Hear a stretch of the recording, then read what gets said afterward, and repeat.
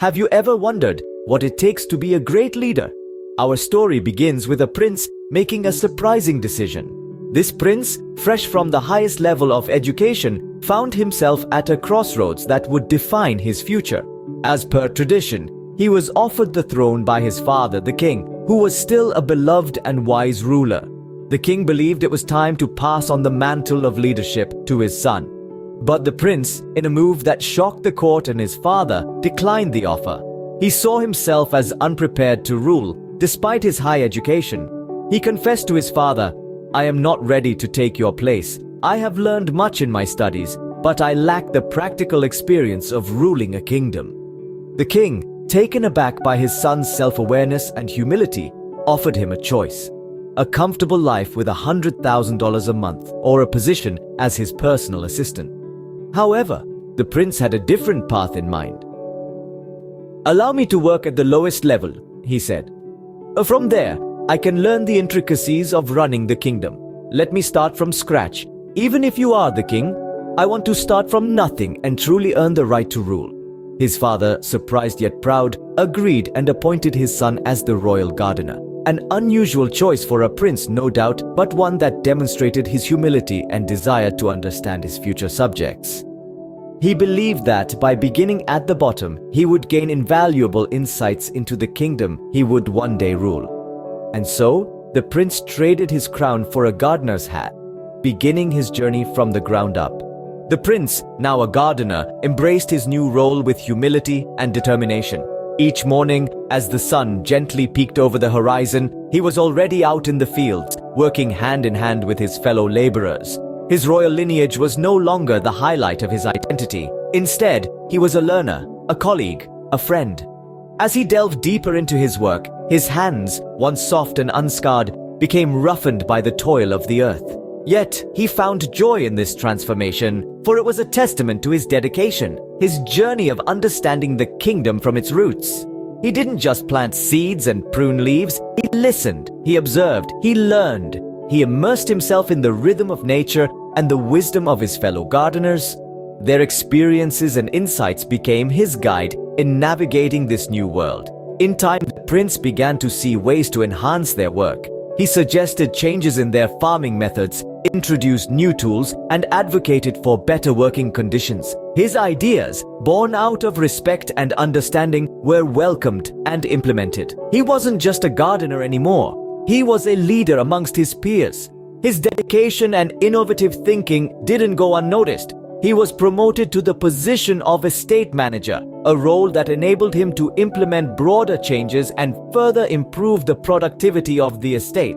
With each passing season, the estate flourished more vibrantly, mirroring the prince's own growth and evolution. The prince, once a gardener, was now managing the estate, proving that starting from the bottom can lead to growth and success. His journey wasn't just about climbing the ranks, it was about understanding the essence of leadership. It was about realizing that true power lies not in a title, but in the ability to inspire, to innovate, and to make a difference. And that, dear listeners, is a lesson we can all take to heart. Opening. As years passed, the prince climbed the ranks, his influence growing with each step. From humble beginnings as a garden hand, he rose steadily, never forgetting the lessons he learned at the ground level. With each promotion, he brought fresh perspectives and innovative solutions, his education and humility combining to effect transformative change. His remarkable journey from the garden to the palace corridors was marked by a series of achievements that benefited the city and its people. His suggestions and improvements led to increased productivity and prosperity. The city flourished under his influence, and people from neighboring cities sought his wisdom, further spreading his positive impact. His father, the king, watched with pride as his son's influence grew. The prince's humility and dedication were a testament to his character. His unique approach, rooted in his experience from the ground up, brought a new dynamism to the city's administration. He was not just the king's son, he was a leader in his own right. The king, now 87 years old, saw in his son the same wisdom and compassion that had marked his own reign. The prince had proven his ability to lead, to solve problems, and to understand the needs of the people. His journey from the garden to the king's right hand was not a traditional path to power, but it was one that had prepared him well for the responsibilities of leadership. And so the king appointed his son as his assistant, the second highest position in the city. The prince accepted with gratitude, knowing that he was ready for this new challenge. His journey had prepared him well. He had started at the very bottom, learned every aspect of the city's operations, and proven his ability to lead with wisdom and humility. His ascent was unconventional, yet it was precisely this path that equipped him with the knowledge and understanding necessary to lead. The prince, once a garden hand, was now second in command, ready to lead when the time came. His journey serves as a reminder that true leadership is not about titles or lineage, but about service, humility, and understanding. Ending. The prince, once a garden hand, was now second in command, ready to lead when the time came.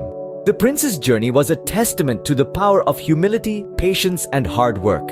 He began as a humble gardener, understanding the roots of the city he was to rule. He learned the joys and struggles of his people, shared their labor, and offered his wisdom, contributing to the prosperity of the city. His journey taught him invaluable lessons. Humility allowed him to start at the bottom. Patience gave him the strength to learn and grow, and hard work brought him the respect of his people. Every step of the way, he proved his worth and prepared himself for the throne. Now he stands ready to assume his rightful place as king.